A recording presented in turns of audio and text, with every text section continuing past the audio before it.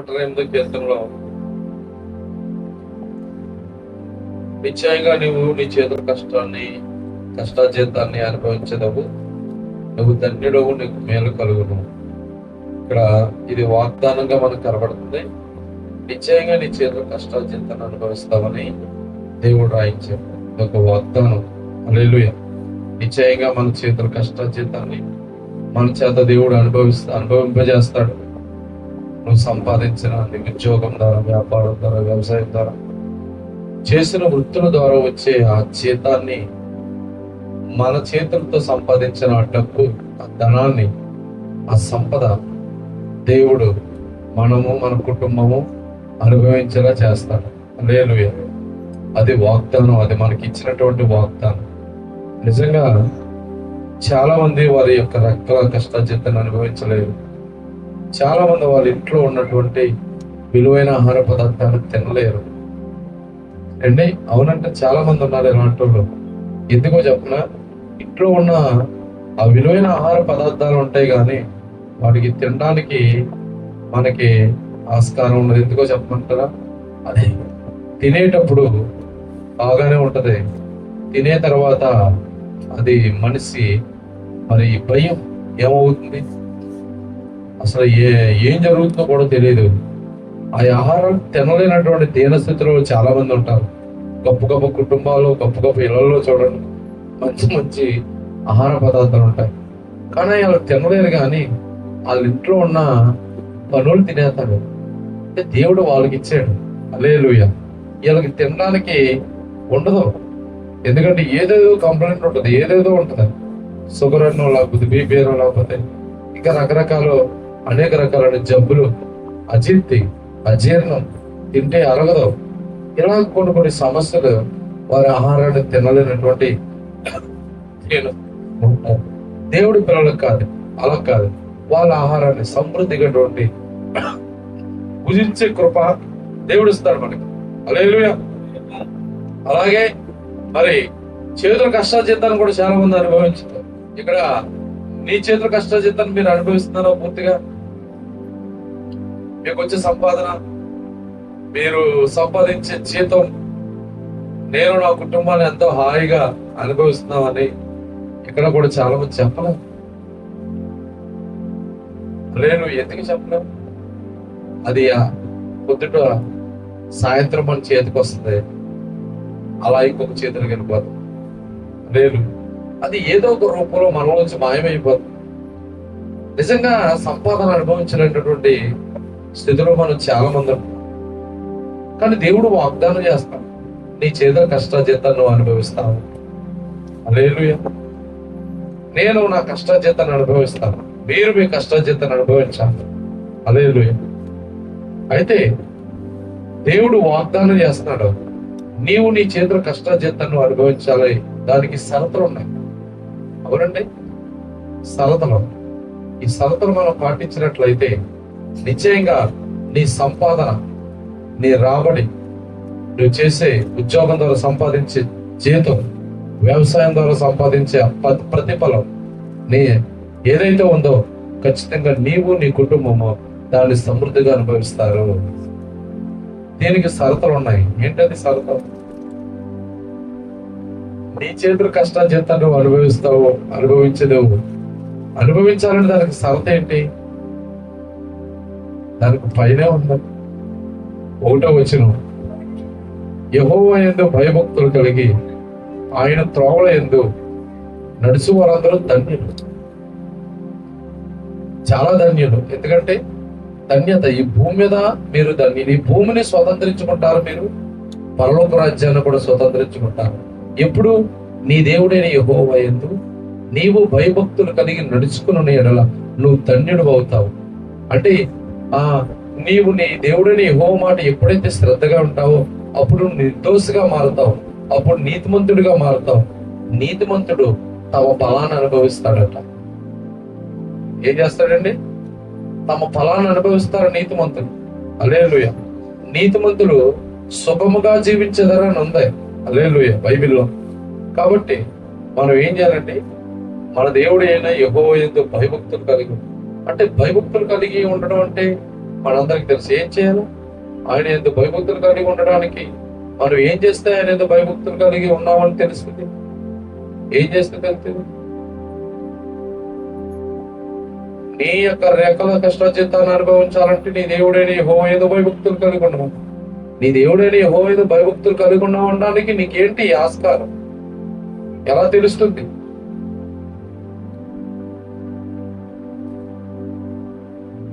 ద్వితీయోపదేశకాండంలో దేవుడు చెప్పాడు ఇశ్రాయేలు ప్రజలు 28వ అధ్యాయం 1వ వచనంలో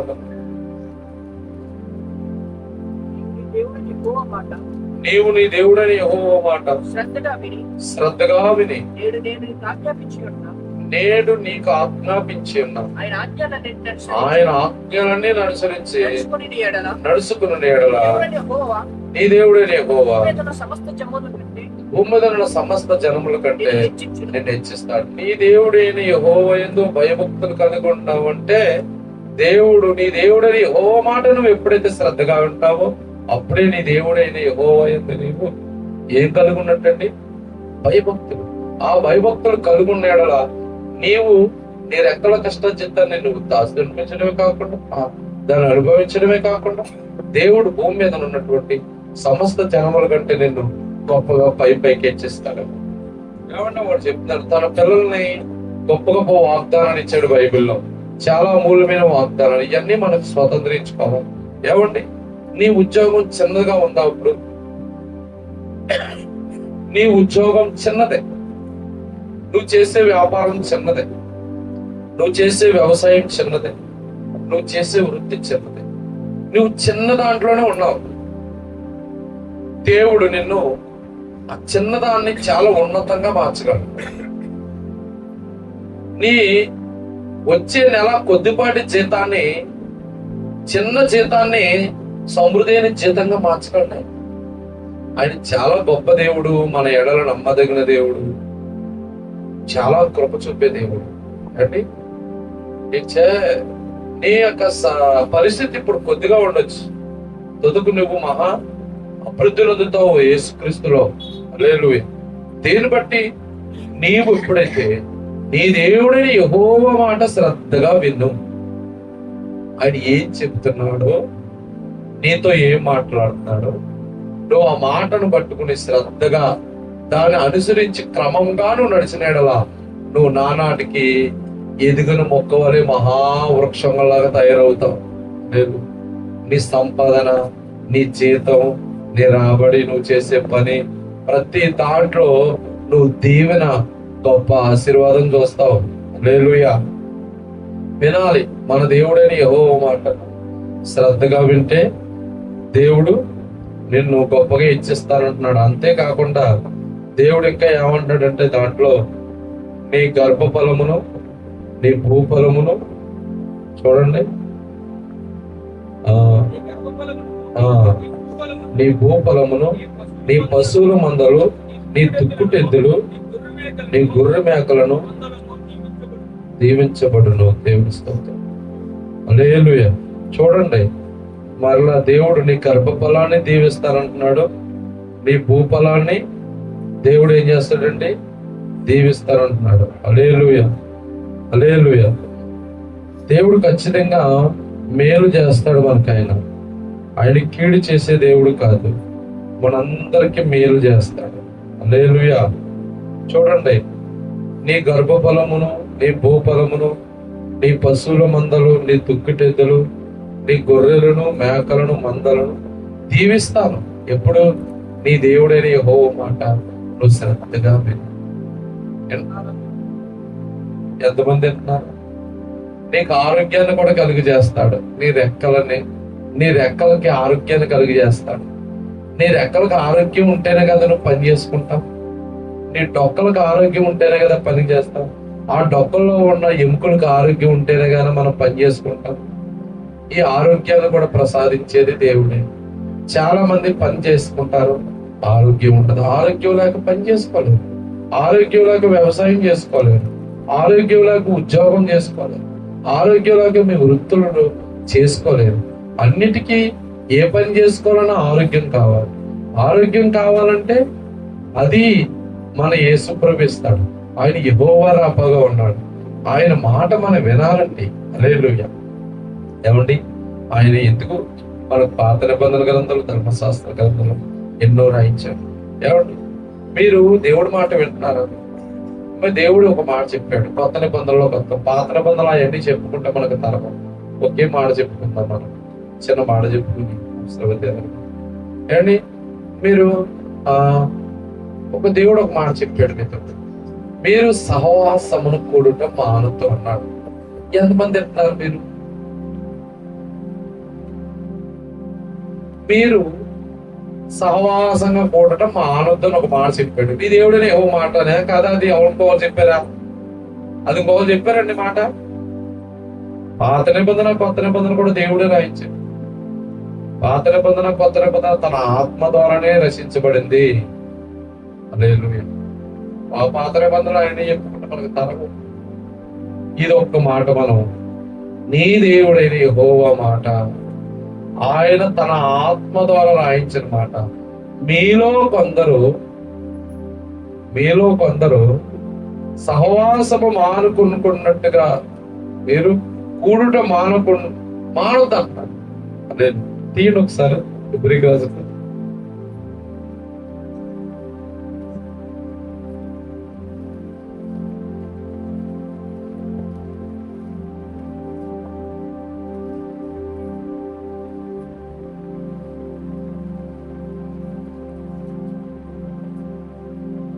పదో అధ్యాయము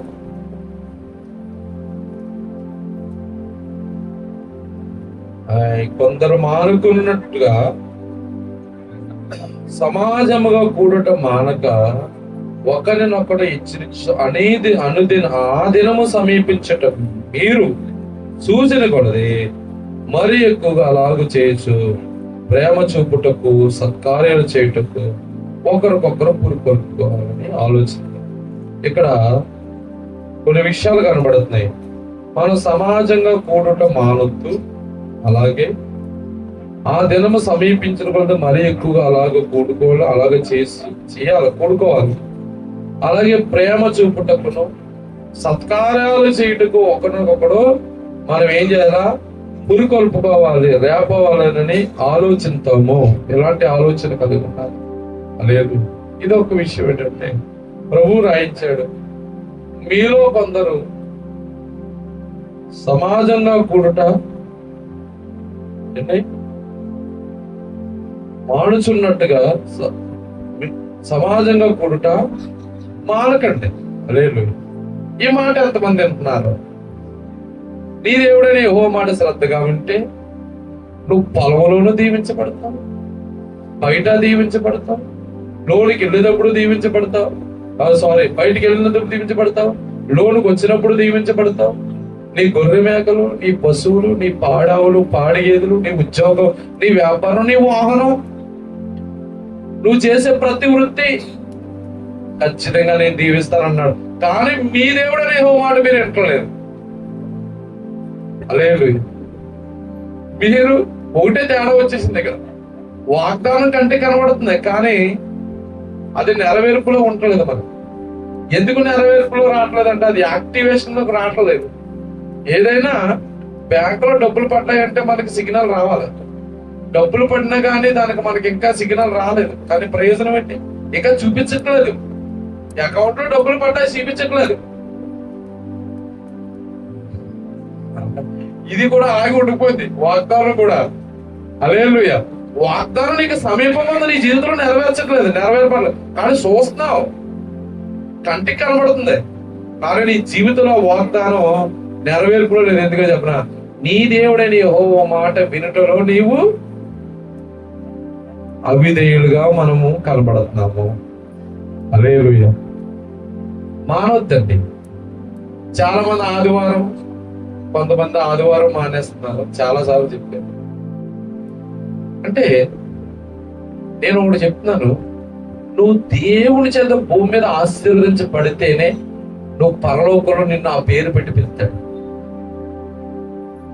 పరలోకంలో నిన్ను ఆ పేరు పెట్టి పిలుస్తాడు. హల్లెలూయా. దేవుని చేత ఆశీర్వదించబడిన వాడా. హల్లెలూయా. రా లోపలికి రా అని పిలుస్తాడు. హల్లెలూయా. నువ్వు భూమి మీద ఉండగానే దేవుడి చేత ఆశీర్వదించబడేవాడు. అంటే అక్కడ ఆశీర్వాదాన్ని పొందుకుని రెడీగా ఉండాలి భూమి మీద. హల్లెలూయా. ఇది కాదు. హల్లెలూయా. మరి మనలో చాలా మంది సమాజంగా కూడుటలో చాలా అవిధేయులుగా ఉంటున్నారు. అంతెందుకు, దేవుని మందిరానికి రావడంలో అవిధేయతగా ఉంటున్నారు. చాలా లేట్, చాలా ఆలస్యం. హల్లెలూయా. మరి మన దేవునికి ఇచ్చే మర్యాద, మనకి దేవుడికి ఇచ్చే గౌరవము నువ్వు ఆయన సన్నిధికి రావడంలో నువ్వు చూపిస్తావా? లేదు. దయచేసి కొందరు మానుకున్నట్టుగా మీరు సమాజంగా కూడటం మానకండి. ప్రభువు హెచ్చరిస్తాడు.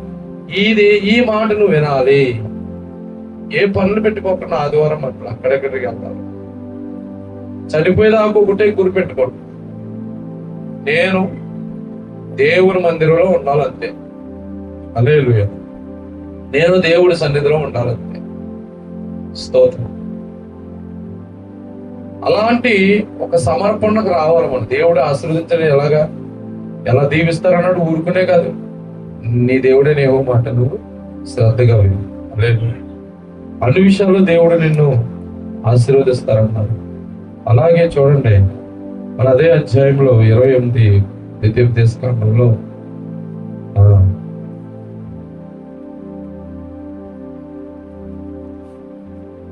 8వ వచనం, నీ కొట్లలోను నీవు చేయ ప్రయత్నాలన్నిటిలోనూ నీకు దీవెన కలుగునట్లు యెహోవా ఆజ్ఞాపించును. హల్లెలూయా. నీకు ఇచ్చుచున్న దేశంలో ఆయన నిన్ను ఆశీర్వదించును. నీ కొట్లు ఏమున్నాయి? కొట్లు బోల్డ్ ఉంటాయి మనకి. హల్లెలూయా. అవన్నీ కూడా దీవించబడ్డానికి, నీ కొట్లలోను నువ్వు చేయు ప్రయత్నాలన్నింటిలోనూ నీకు దీవెన కలిగినట్లు యెహోవా ఆజ్ఞాపించును. ఎందుకో చెప్పనా? నువ్వు ఆయన ఆజ్ఞను అనుసరించి నడిచావు గనుక, ఆయన కట్టడాలను అనుసరించి నడిచావు గనుక నీ కొట్లను, నువ్వు చేయు ప్రయత్నాలను, నీ ఉద్యోగమును, నీ పని, నీ వృత్తి, నీ వ్యాపారం, నీ వాహనం, ప్రతి విధమైన నువ్వు చేసే ప్రతి పనిని దేవుడు దీవించినట్టుగా, అది దీవించబడినట్లుగా ఆజ్ఞాపిస్తాడంట ఆయన. హల్లెలూయా. చాలా చెప్తాడు దేవుడు. మరి దేవుడు కూడా అంటే నేను ఎవడో ఒకవేళ ఇస్తారో ఎవరో నాకు తెలియదు, కానీ డబ్బుల విషయంలో చెప్పట్లేదు, ఉన్న వాక్యాన్ని బట్టి. మీరు చాలా మంది దశంభాగంలో దొంగలిస్తున్నారు కదా, మనసాక్షి చెప్పుకోండి. హల్లెలూయా. చాలా మంది దశంభాగంలో దొంగలిస్తున్నారు కదా, మీ మనసాక్షి మిమ్మల్ని గద్దించట్లేదు. ఇప్పుడు అవును నువ్వు ఉన్నావు, ఈ దీంట్లో నువ్వు ఉన్నావు అని అంటలేదా? మీ మనసు అంటుంది. హల్లెలూయా. దేవుడు మనకి ఏదో ఆయనకి ఇచ్చేసి మనం ఆయన సంపన్నుడు చేసేవాడు కదా, ఆయనకి మనం ఎంత ఇచ్చినా ఇవ్వలేము. కానీ నువ్వు నీ దేవుడైన యెహోవా ఆజ్ఞాపించిన ఆ ఆజ్ఞను నువ్వు అనుసరిస్తున్నావా? ఆ చిన్న దాంట్లో నమ్మకం లేదు నీకు, ఇచ్చి దాంట్లోనే నమ్మకం ఉండదు నీకు, ఇచ్చి తీసే దాంట్లోనే క్రమం ఉండదు నీకు. ఇంకెలా దేవుడు ఆశీర్వదిస్తాడు? 10వ వంతు కాదు అసలు, రూల్ ప్రకారంగా అంతకన్నా మించినది తీయాలంట. 10వ వంతు పాత నిబంధనలో, ఇప్పుడు 10వ వంతే కాకుండా ఇంకా ఎక్కువ తీయాలి. హల్లెలూయా.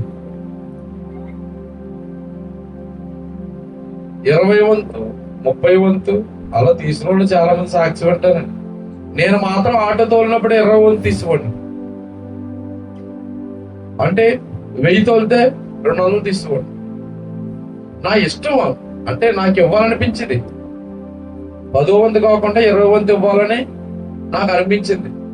ఖచ్చితంగా ఆటో తోళ్ళు వచ్చి జీతంలో డీజిల్ కాడలా ఇలాంటి కపట తెలివితేటలు వేసేవాడు కాదండి. డీజిల్ తోట అన్నిటితో అన్ని పోయి ఎంతో అన్ని వాయిదా కూడా అక్కేసేవాడు కాదు, వాయిదాలో కలిపేసేవాడు. మళ్ళా అంటే నా ఇష్టం, అది నాకు ఇష్టమైంది. వాయిదా డబ్బులు ఎలా తీసేసి పక్కన పెట్టడం కాదు, దాంతో కలిపి తీసుకోండి అనమాట. అక్కడ నిమిషాల ప్రకారంగా వాయిదా తీర్పని లేదు. ఏదైనా ఒక పని చేసినప్పుడు దేవుడు చెప్పే మాటను నువ్వు శ్రద్ధగా చేయాలి. అప్పుడు దేవుడు నిన్ను ఆశీర్వదించడం శ్రద్ధ చూపిస్తాడు, ఆజ్ఞాపిస్తాడు అన్నాడు కదా ఆయన. నువ్వు కొద్దిగా నీకు వచ్చిన జీతం నీకు ఇప్పటికి అరాకొరగా ఉంటుందేమో. నీకు రేపు పొద్దున నీవు అనేక మందికి పెట్టే స్థితిలో అయిపోతావు. నిన్ను ఏం చేస్తానంటున్నాడు ఆయన? తలగానే చేస్తాను కానీ తోక చేయనట్టు. నువ్వు అందరికి పైవాడుగా ఉంటావు కానీ కింద వాడుగా ఉంటావు. ఎన్నో మాటలు ఎన్నో చెప్పాడు, ఎన్నో ఇచ్చాడండి మనకి, కానీ మనం వాటిని సొంతం చేసుకోలేకపోతున్నాం. హల్లెలూయా. సింపుల్ ఏమొద్దు, ఆయన మాట వింటే సార్. ఇలాంటివి చేయండి. దేవుని మందిరానికి రావడంలో క్రమం తప్పకుండా శ్రద్ధ చూపండి. ఆదివారం అనేసి అలా ఇలా అని చెప్పి మానొద్దు. హల్లెలూయా. లోకంలో ఉన్న వాటికి ప్రాముఖ్యత ఇవ్వద్దు.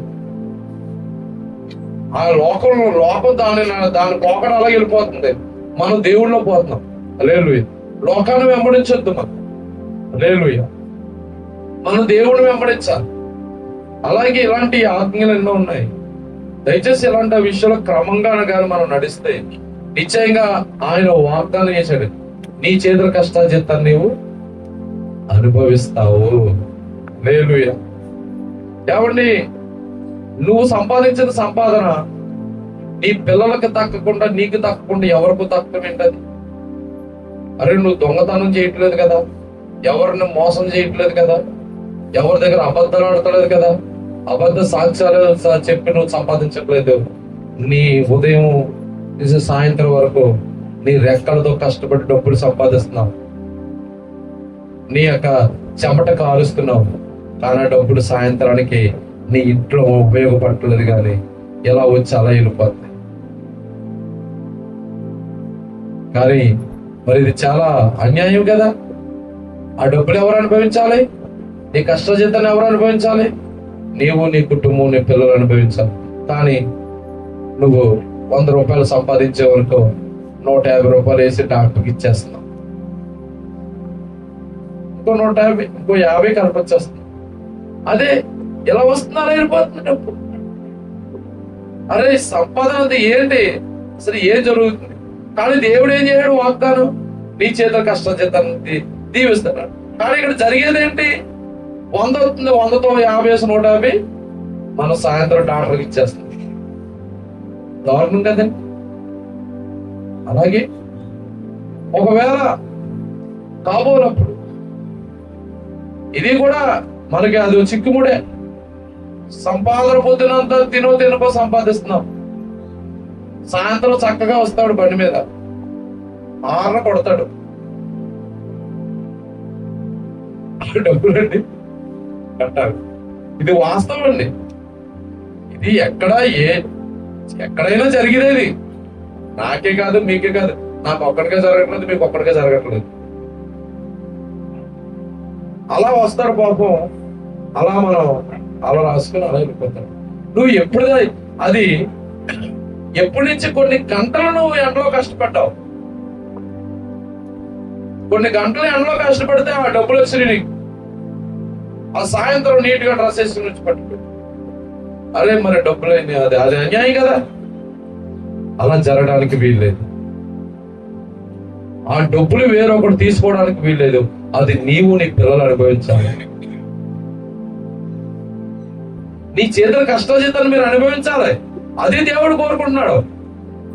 ఆయన చెప్తున్నాడు, నా పిల్లలారా వచ్చిన మాట వినండి.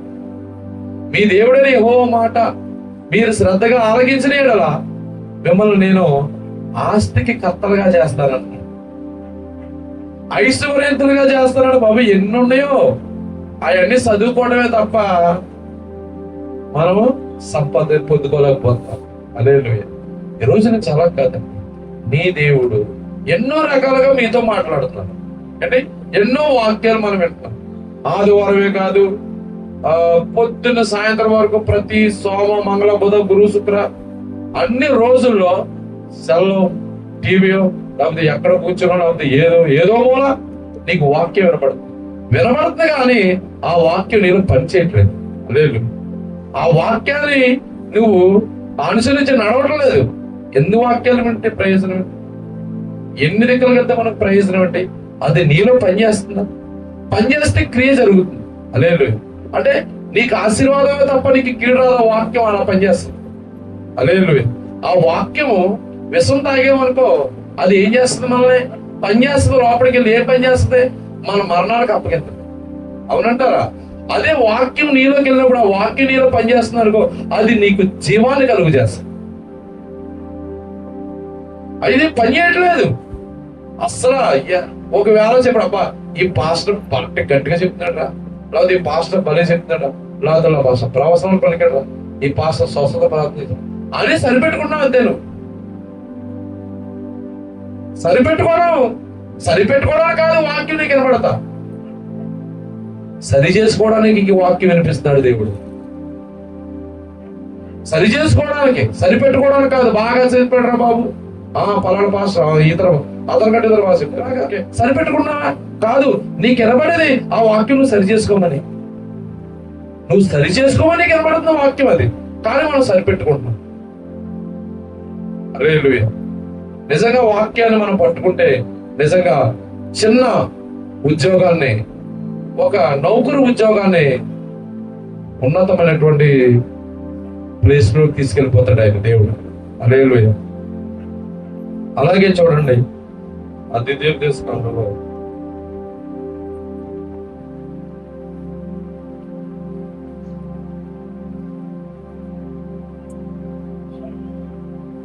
హల్లెలూయా. చూడండి, ఖచ్చితంగా దేవుడు నీ కొట్లలోనూ నువ్వు చేయ ప్రయత్నాలన్నింటిలోనూ నీకు దీవెన కలిగినట్లు యెహోవా ఆజ్ఞాపించును. హల్లెలూయా. నీ దేవుడైన యెహోవా నీకు ఇచ్చిన దేశంలో ఆయన నిన్ను ఆశీర్వదిస్తాడు. నీవు ఆయన ఆజ్ఞను నడిచినట్లయితే నీ సంపాదన, నీ యొక్క సమస్తమును దీవించుకున్నట్లు ఆయన ఆజ్ఞాపిస్తాడట. హల్లెలూయా. ఆయన చెప్పినట్టు మనం నడవాలి. హల్లెలూయా. చూడండి, ఒకవేళ ద్వితీయోపదేశకాండంలో 8వ చూడండి 8వ అధ్యాయము 20 వచనం చదువుదాం ఒకసారి. ద్వితీయోపదేశకాండం 8వ అధ్యాయం.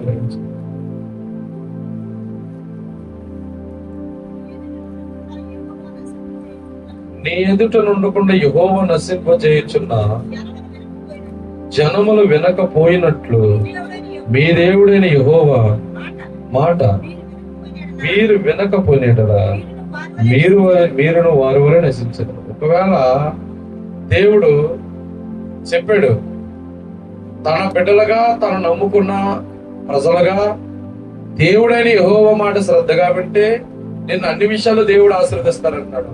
ఒకవేళ ఆయన చెప్పిన మాట గాని మనం వినకపోతే చూడండి, మీ ఎదుట నుండి తోలివేయబడిన చూడండి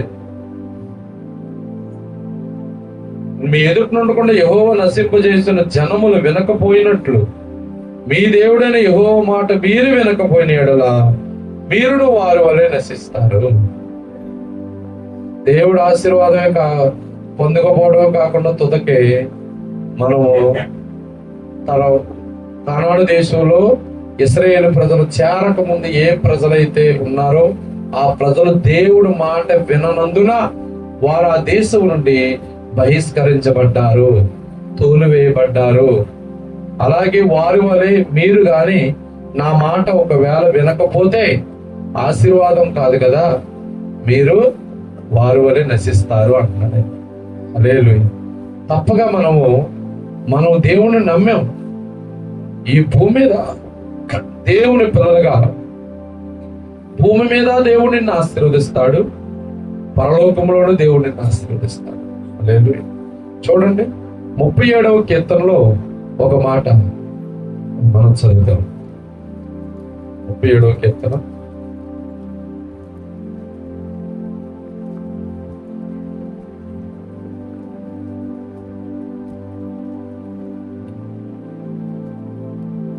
37:11 దీనులు భూమిని స్వతంత్రించుకుందరు, బహుక్షేమం కలిగి సుఖించెదరు. నీ దేవుడని యెహోవా మాటను శ్రద్ధగా వింటే ఈ భూమిని స్వతంత్రించుకోవడమే కాకుండా నువ్వు క్షేమము కలిగి సుఖముగా జీవిస్తావు. నీ దేవుడని యెహోవా మాట వింటే. హల్లెలూయా, హల్లెలూయా. చూడండి, దీనులు, దేని విషయంలో మనం దీనులై ఉండాలని వాక్యం చెప్తుంది. ఆత్మ విషయమై దీనులైన వారు ధన్యులు, వారు పరలోక రాజ్యాన్ని కూడా స్వతంత్రించుకుంటారు. ఈ భూమిని నువ్వు స్వతంత్రించుకోవడమే కాదు, నీ దేవుడనే యెహోవా మాట నువ్వు బ్రతుకున్న దినాలలో శ్రద్ధగా విని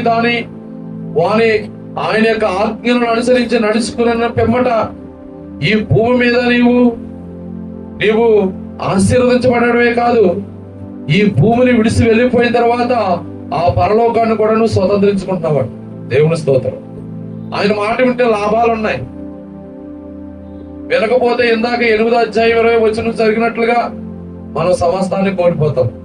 హల్లెలూయా. ఇప్పుడు మన దేవుడైన యెహోవా మాట వినాలి. ఆయన మాట వింటే ఆయన నిన్ను నీతిమంతుడిగా నిర్దోషిగా ఎంచుతాడు. హల్లెలూయా. యెషయా 53వ అధ్యాయం 10వ వచనం చదువు ఒకసారి. యెషయా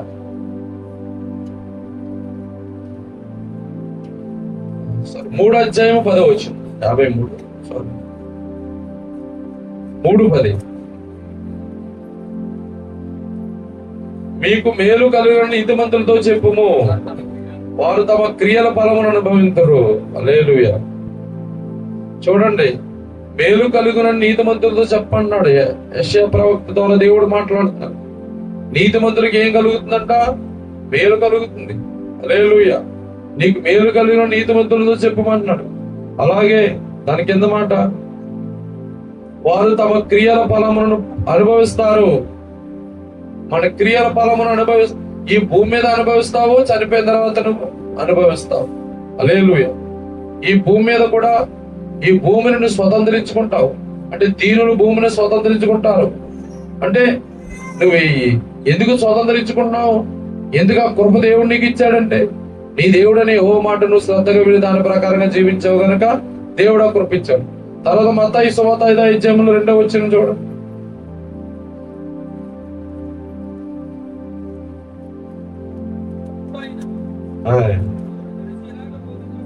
సాగింది. ఆత్మ విషయమై దీనులైన వారు ధన్యులు, పరలోక రాజ్యం వారిదే. హల్లెలూయా. నీ క్రియల ఫలం భూమి మీద నువ్వు పొందుకుంటున్నావు, పరలోకంలో నువ్వు పొందుకుంటున్నావు. హల్లెలూయా. నీ క్రియలు ఏంటి? నువ్వు మంచి క్రియలు అంటే దేవుని వాక్యం ఎప్పుడు కూడా ఒకరిని మంచి త్రోవలో నడిపిస్తుంది. దేవుని వాక్యం ఎప్పుడు ఒకరికి మేలు చేసేవాడిగా నడిపిస్తుంది. దేవుడు వాక్యం ఎప్పుడు కూడా ఒకరికి కీడు చేసేవారుగా నడిపిస్తుంది. ఆ వాక్యం ఎప్పుడు కూడా మనిషికి సమస్త విషయాలు మేలుకరంగానే నడిపిస్తుంది. కాబట్టి నువ్వు దేవుని వాక్యాన్ని అనుసరించి నడిస్తే నీవు నీతిమంతుడిగా ఎంచబడతావు. హల్లెలూయా. అంటే నీతిమంతులు తమ క్రియలను ఫలమును అనుభవిస్తారట. దేవుని స్తోత్రం. అంటే దేవుడు ధర్మశాస్త్ర గ్రంథంలో ఎన్నో రాయించాడు. ఇశ్రాయేలు ప్రజలకు ఎన్నో మాటలు చాలా విఫలంగా మోసే ద్వారా ఆ ధర్మశాస్త్ర గ్రంథంలో ఎన్నో రాయించాడు. ఇశ్రాయేలు ప్రజలు పరదేశులను బాధించొద్దన్నాడు. తల్లిదండ్రులు లేని వారిని తల్లిదండ్రులు లేని విధవరాల యొక్క పిల్లల ఆస్తిని ఆక్రమించుకోవద్దన్నాడు. విధవరాలను పోషించమన్నాడు. బీదలను దరిద్రులను వారిని ఆదరించమన్నాడు. పేదలను కటాక్షించమన్నాడు. ఎన్నో గొప్ప గొప్ప విషయాలు ఆ ధర్మశాస్త్ర గ్రంథం ముందు వాళ్ళు ఎదురు పెట్టి ఉంచాడు. కానీ ఏది కూడా వాళ్ళు తిన్నగా దాన్ని పాటించలేదు. అయితే దేవుడు కూడా మనల్ని కూడా కొత్త నిబంధనల గ్రంథంలో మనకి కూడా కొన్ని మాటలు చెప్పాడు. మీరు మేలుడు ఉపకారాలు చేయుట మర్చిపోకండి. అదే పాత నిబంధనలు మనతో చెప్పిన మాట. మేలుడు చదవండి, హెబ్రీకి రాసిన పత్రికలో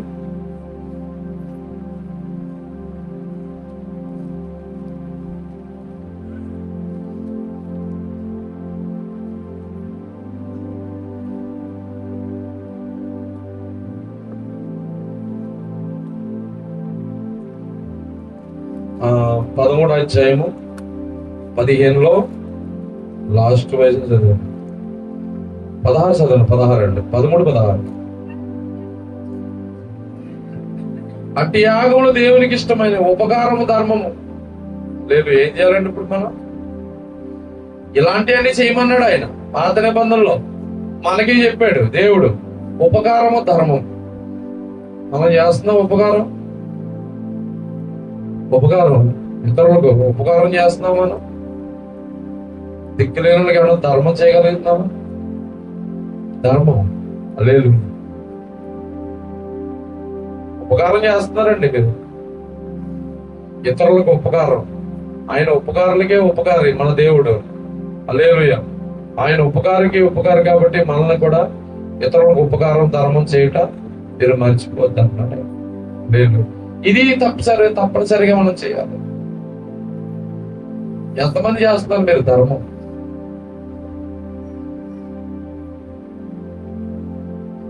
ఎంతమంది మనం ఉపకారం చేస్తున్నాం? హల్లెలూయా. మన వాక్యం అనుసరించి నడవాలంటే దేవుని స్తోత్రం. చూడండి, ఉపకారము ధర్మము చేయటం మీరు మర్చిపోకుండా, యాగములు దేవునికి ఇష్టమైనవి, అవి దేవునికి ఇష్టమైనవి. హల్లెలూయా.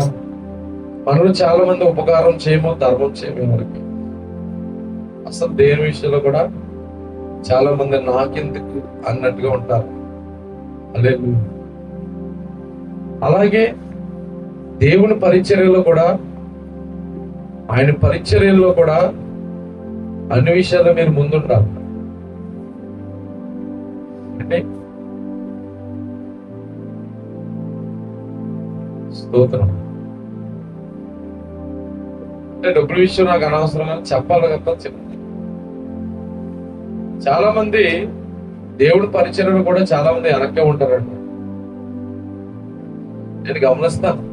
నాకు మీరు ఇచ్చిన కూడా నాకు అనవసరం, గమనించి మాత్రం ఆడుకుంటుంటాను అంత. కానీ దేవుడు కోరుకున్నది ఏంటంటే నువ్వు ఆయన మాట వినాలి. హల్లెలూయా.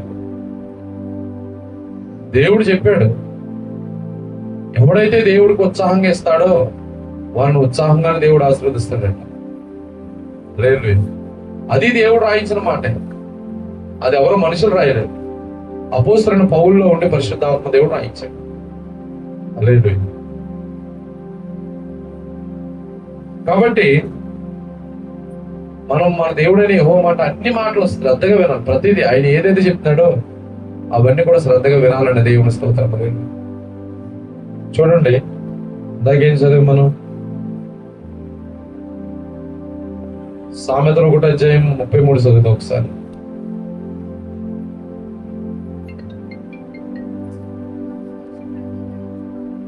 నా ఉపదేశం అంగీకరించేవాడు సురక్షితంగా నివసించును. హల్లెలూయా. ఆయన ఉపదేశం అంగీకరించాలి. మీతో చెప్తున్న ప్రతిదీ మాట అంగీకరించాలి. అయితే నాకెందుకు అలా చెప్తాడులే, అసలు అలా చెప్తాడులే, నా పని అదే అని అనుకోకూడదు మనం. ఆయన ఉపదేశం అంగీకరించేవాడు సురక్షితంగా బ్రతుకుతాడు, లేకపోతే సుఖంగా జీవిస్తాడు. హల్లెలూయా. చూడండి, నీ దేవుడని యెహోవా మాట నువ్వు శ్రద్ధగా వింటే నువ్వు అన్ని విషయాల్లో ఆశ్రయించబడతావు ఇశ్రాయేలు అన్నాడు దేవుడు. కానీ చూడండి, దురదృష్టం ఏంటంటే న్యాయాధిపతుల గ్రంథంలో ఇశ్రాయేలీయులు విత్తనం వేశారట. విత్తనం వేసినప్పుడు అమాలేకీయులు, మిజ్జానీయులు మిడతలంత తండ్రి విస్తారంగా వచ్చే వాళ్ళ గుడారాల పట్టణంలో వేసుకుని ఆ వ్యవసాయాన్ని, ఆ ద్రాక్ష తోటల్ని, వారి పశువుల్ని, పాడి ఒంటల్ని, పాడి గేదెల్ని, పాడి ఆవుల్ని, పాడి గొర్రెల్ని అన్ని నాశనం చేసి పడేయారు. ఏమన్నాడు దేవుడు? నీవు పొలంలోనూ దీవించబడతావు, ఇంట్లోనే దీవించబడతావు, లోనకి వచ్చినప్పుడు దీవించబడతావు, బయటికి వెళ్ళినప్పుడు దీవించబడతావు. నీ గొర్రెలు, నీ పాడి పశువులు, పాడావులు, పాడి గేదెలు, నీ ద్రాక్ష తోటలు అన్ని దీవించబడతాయి అన్నాడు. మరి ఇక్కడ ఎందుకు అలా జరిగింది? ఎందుకు జరిగిందంటే ఇశ్రాయేలీయులు దేవుని దృష్టికి దోషులైనందున. దోషి ఎప్పుడు అవుతాడు చెప్పండి? ఒక వ్యక్తి దోషికి ఎప్పుడు మారుతాడో? తప్పు చేశాను. హల్లెలూయా. ఇశ్రాయేలీయులు కూడా తప్పు చేశారు. ఏంటిది తప్పు? నీ దేవుడైన యెహోవా మాట శ్రద్ధగా వినుము అంటే వారు చెవిని పెట్టి వినలేదు. లేదు, వినకుండా దానికి మారుగా వేరుగా జీవించారు. అందుకే దీవెనకు బదులు శాపం వచ్చింది. ఆ మిజ్జానీయులు, అమాలీకులు మిడతలంత విస్తారమైన దండు వచ్చి మొత్తం అంతా విత్తనాలు వేసుకుంటే పొలానంతా చెట్లని, ద్రాక్ష చెట్లని, ఒలివ చెట్లని, దానిమ్మ చెట్లని, తోటలని, ఖర్జూర తోటలు మొత్తం నాశనం చేసేస్తారంట. పాడి పశువుల్ని, పాడి గొర్రెల్ని, ఒంట్లని, దుక్కుటెద్దుల్ని ఏమీ లేకుండా వాటన్నిటిని శుభ్రం నాశనం చేసేసారంట. అక్కడ వారికి ఏం కలిగింది? వినాశనం కలిగింది. ఎందుకంటే వారు దేవుడు చెప్పిన మాట శ్రద్ధగా ఏం చెప్పాడు? వారితో ఎన్నో ఆజ్ఞలు. మీరు అన్యజనులతో సహవాసం చెయ్యొద్దు, విగ్రహార్థన చెయ్యొద్దు, విగ్రహాలకు బలి ఇచ్చిన వాటిని తినొద్దు, అన్యజనుల పిల్లలను పెళ్లి చేసుకోవద్దు, ఇలా ఎన్నో రాయిస్తే అవన్నీ పక్కన పెట్టి దేవుడు ఎలాగో చెప్తారు, ఇది పని పోవట్లేదు, మనకు నచ్చింది చేద్దాం అనుకున్నారు, చేసేసారు. చేసిన తర్వాత దేవుని దృష్టికి దోషులు అయ్యారు. వాళ్ళ శత్రువుడి చేతికి 7 సంవత్సరాలు అప్పగించారు.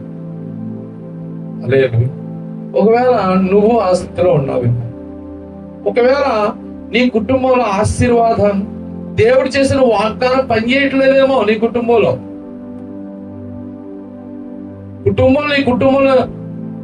నా కుటుంబంలో దేవుడు ఆ వాగ్దానం పనిచేస్తుంది చెప్పగలమా మనం ధైర్యంగా? దానికి భిన్నమైనటువంటి వేరే కోణాలే పనిచేస్తుంది నీ కుటుంబంలో. ఎందుకో చెప్పరా, మనం కూడా తలుసు దేవుని ఇశ్రాయేలీయుల వలె ఆయన మాట వింటాం కానీ అంగీకరించాం, దాన్ని ఒప్పుకోం, దాని ప్రకారంగా జీవించాం. వేరుగా మన మార్గాలు ఉన్నాయి.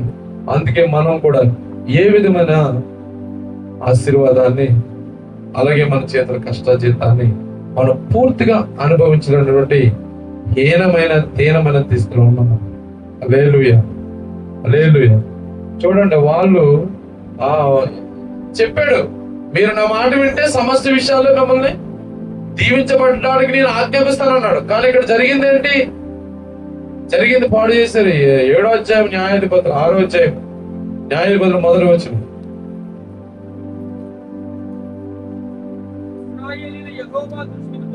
చూడండి, ఇశ్రాయేలీయులు యెహోవా దృష్టికి దోషులైనందున యెహోవా 7 ఏండ్లు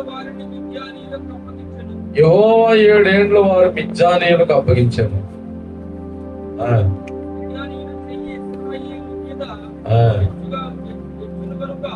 చూడండి, నీవు అందరికంటే పైవాడుగా ఉందో అన్నాడు కానీ కిందవాడుగా ఉందన్నాడు. నీ చెయ్య అందరికంటే ఎత్తుగా ఉంటది కానీ ఇక్కడ మిద్యానీయులు చెయ్య ఇశ్రాయేలు మీదకే హెచ్చయిపోయిందంట. హల్లెలూయా. ఇప్పుడు కూడా మనం కూడా అన్యజనులతో పోల్చుకుంటే మనం ఇప్పుడు కిందకే ఉంటున్నాం. అన్యజనులు చాలా విషయాలు హెచ్చుగానే ఉంటున్నాం. కానీ దేవుడు ఏం చెప్పాడు? నేను అందరికంటే హెచ్చిస్తానన్నాడు. కానీ చూస్తే పరిస్థితులు మనం అందరికంటే కిందకు. కానీ దానికి కారణం ఏంటంటే నీ దేవుడే నీ యెహోవా మాట నువ్వు శ్రద్ధగా వింటలే.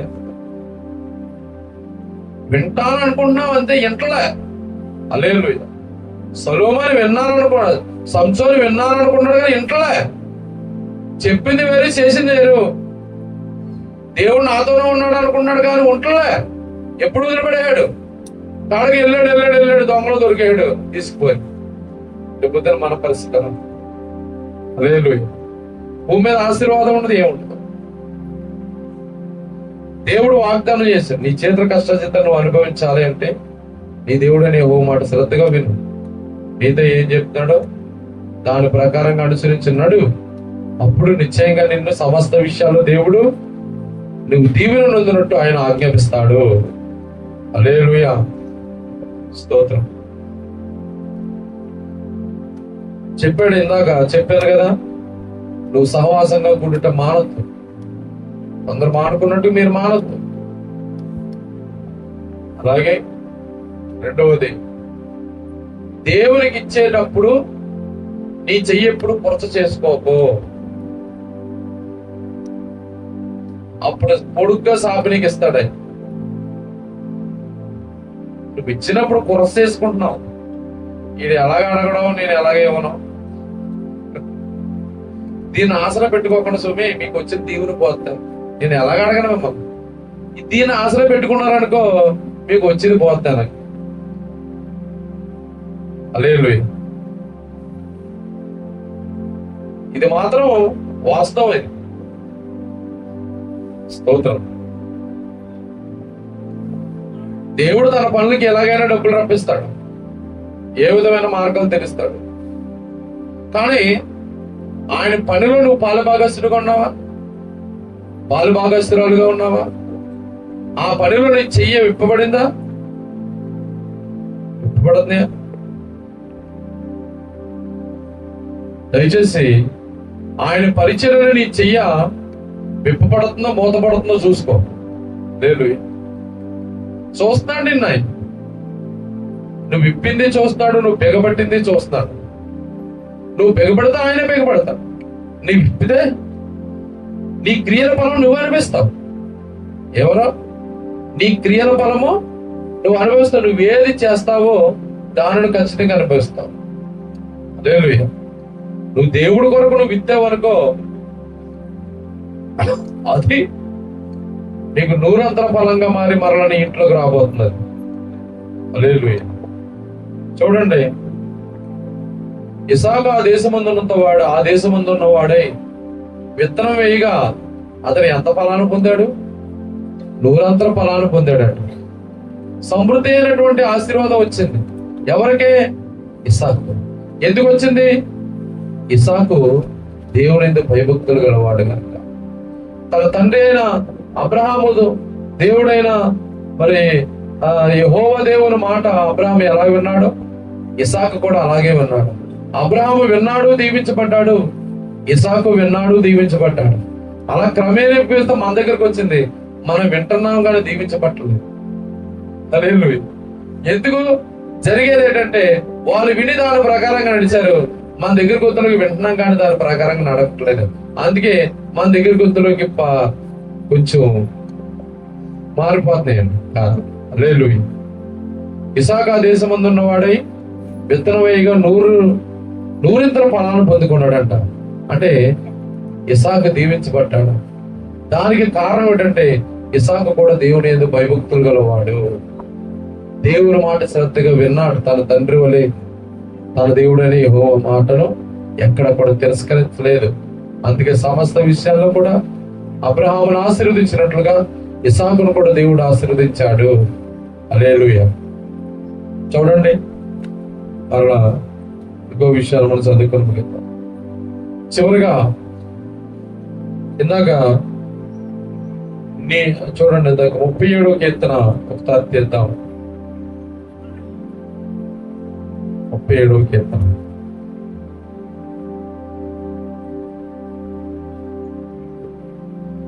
11వ వచనం చదువుకుందాం.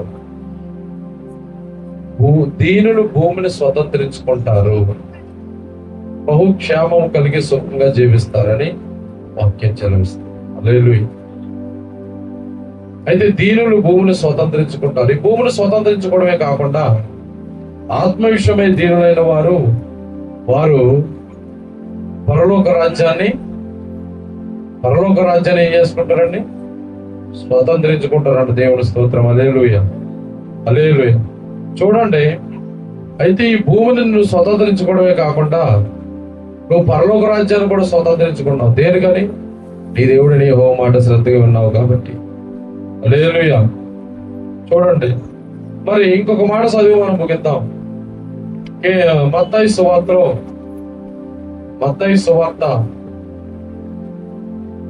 25వ అధ్యాయం 34వ చదువుతాం. మత్తయి సువార్త 25వ అధ్యాయం.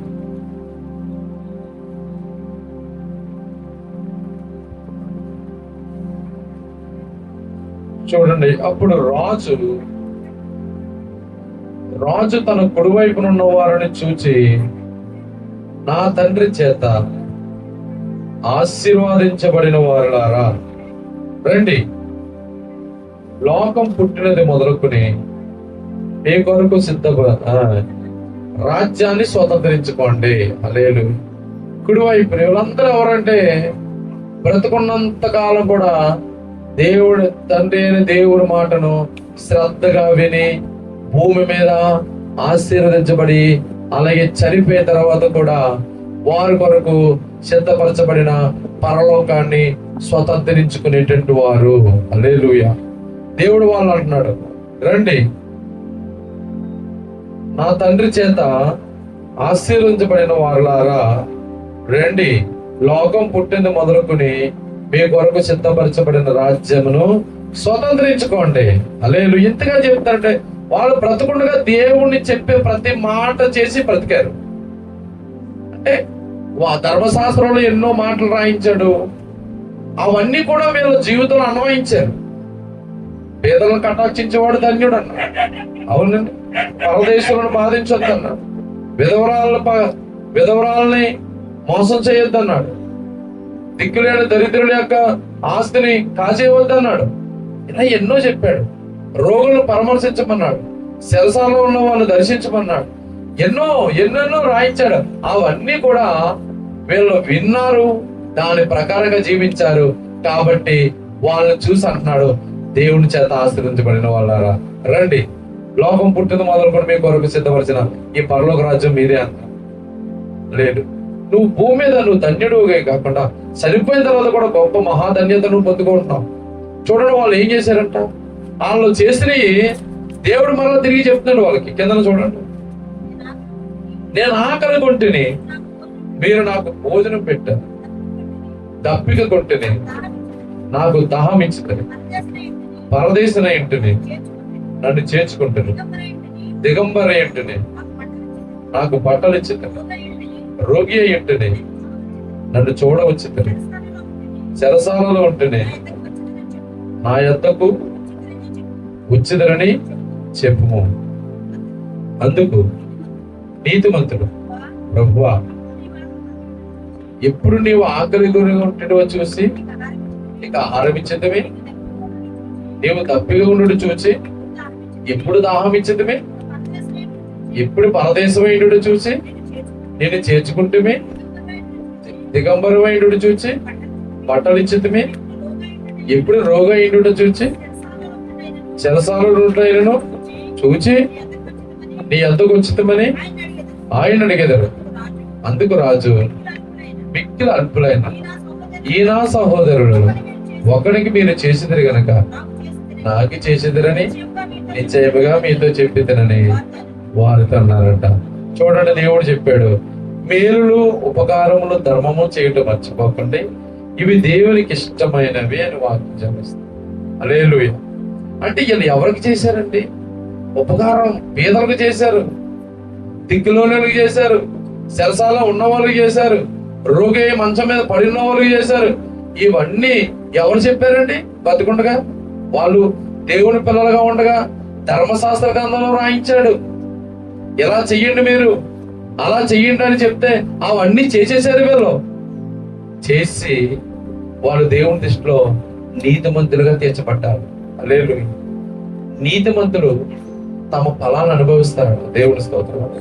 ఇలా భూమి మీద ఇలాంటి వారు వారి యొక్క రెక్కల కష్టాల చేతను అనుభవించడమే కాకుండా వారు తండ్రి చేత దీవించబడిన వారిని వారి కొరకు సిద్ధపరిచినటువంటి ఆ పరలోక రాజ్యాన్ని కూడా పొందుకునేటువంటి గొప్ప కృప దేవుడు ఇస్తున్నాడంట. దేవుడు ఇస్తున్నాడు. హల్లెలూయా. చూడండి, వాళ్ళు ఏమేమి చేశారు, నీకు ఎప్పుడు చేసామని అడుగుతున్నారు, కానీ మనుషులు చేశారు. వాళ్ళు అలా చేయమని దేవుడు ధర్మశాస్త్రంలో రాయించాడు. నీ పొరుగు వాడికి మేలు చేయని చెప్పాడు. ఇవన్నీ రాయించి ఎప్పుడైతే రాయించాడో అవన్నీ కూడా వాళ్ళు చదివారు, దాని ప్రకారంగా వెళ్ళారు, అవన్నీ చేశారు. మనుషులకు చేసామనుకున్నారు, కానీ అవన్నీ వారికి దేవుడు చేశాడని తను తానే మళ్ళా వారికి తెలియజేసుకుంటున్నాడు. అక్కడ మీరు మీ తోటి వారికి నీ పొరుగు వారికి చేశారుగా, మీరు నాకు చేసినట్టే అంటున్నాడు. దేవుని స్తోత్రం. వాళ్ళు నీతిమంతులుగా తీర్చబడ్డారు. నీతిమంతులు తమ ఫలమును అనుభవిస్తారట. చూడండి, భూమి మీద నీతిమంతులు, భూమి మీద నీ ఫలమును అనుభవిస్తావు. చనిపోయిన తర్వాత పరలోక రాజ్యంలో నీకు సిద్ధపరిచిన ఆ ఫలాన్ని కూడా దేవుడు నీ చేత అనుభవింపజేస్తాడే. హల్లెలూయా. కాబట్టి ఈ రోజున ఒక విషయం ఏంటంటే, నీ చేతుల కష్టం చేస్తానని నువ్వు అనుభవిస్తున్నావా లేదా అనేది నీకే తెలియాలి.